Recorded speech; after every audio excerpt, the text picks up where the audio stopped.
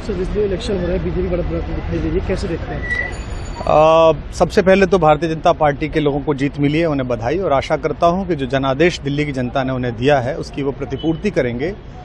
और वे सब आम आदमी पार्टी के लाखों करोड़ों कार्यकर्ता जो अन्ना आंदोलन से आए, जिनके बहुत ही निश्चल, निष्पाप और बड़े भारत की राजनीति को बदलने के सपने की हत्या एक निर्लज्ज, नीच, मित्रहंता, आत्ममुग्ध और चरित्रहीन व्यक्ति ने की, उसके प्रति तो क्या संवेदना। दिल्ली को उससे मुक्ति मिली। और मैं ये जानता हूं कि अब जो आम आदमी पार्टी में लोग बच गए थे सत्ता के लोभ में, लालच में, पदों के लिए, उस पैसे के चक्कर में, वे सब भी अब वापस जाएंगे, लौटेंगे, कुछ अपने व्यवसायों में लौटेंगे, कुछ पार्टियों में चले जाएंगे।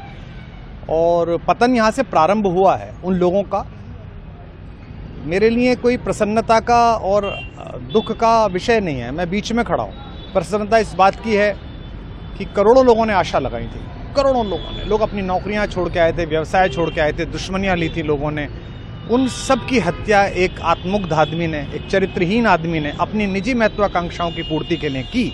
उसको दंड मिला, ईश्वरीय विधान से दंड मिला। प्रसन्नता इस बात की भी है कि न्याय हुआ। आज जब कहना नहीं चाहिए, लेकिन आज टीवी पर जब जंगपुरा का निर्णय आया और सामने दिखाई दिया कि मनीष हार गया, तो सदा तटस्थ रहने वाली और राजनीति से विरत रहने वाली मेरी पत्नी जो है, उसकी आंख में आंसू आ गए, वो रोने लगी। क्योंकि उसी से उसने कहा था कि अभी तो है ताकत, और उसने कहा था भैया ताकत सदा तो नहीं रहती। तो ये अहंकार आशा करता हूँ अगले लोग नहीं करेंगे, जो बाकी दल है वो नहीं करेंगे, इससे सबक लेंगे। और दिल्ली के नागरिकों को मैं अच्छे शासन के लिए बधाई देता हूँ। अब भारतीय जनता पार्टी अपने नेतृत्व में सरकार बनाकर दिल्ली के जो दुख थे पिछले 10 वर्ष के, उन्हें दूर करे। और आम आदमी पार्टी के समस्त कार्यकर्ताओं को कहता हूं कि आपने जिस किसी भी लोभ लालच में, सब कुछ जानते हुए एक ऐसे व्यक्ति के समर्थन में काम किया जिसने अपने मित्रों की पीठ में झुरा घोंपा, गुरु को धोखा दिया, अपने साथ कंधे से कंधा मिला के लड़ने वाली महिलाओं को अपने घर लाके पिटवाया, अपनी निजी सुख और साधन के लिए जनता का पैसा खर्च किया, अब उससे आशा लगानी छोड़ें, अब बाहर निकलें, अपना अपना जीवन देखें। मुझे राघवेंद्र सरकार राम की कृपा मिली, जिनका ये घर है, जिनकी कृपा से मैं यहाँ खड़ा हूँ। मुझ पर कृष्ण कृपा हुई कि मैं इस निर्लज्ज सर्कस से बाहर आ सका। मैं उन सब से भी अच्छे भविष्य की कामना करता हूँ कि वो कोई गंदगी ना फैलाएं कहीं भी, वो लौट जाएं अपने शिविरों में। जिस तरह माधव को, कृष्ण को दूत देख कर भी भरी सभा में अट्टहास करने वाला दुर्योधन जो ये कहता था सुचिग्रम नैव दास्यामि बिना युद्धे न केशवः, बिना युद्ध के 5 गांव भी नहीं दूंगा, आज वो अपनी सीटों के लिए तरस रहा है।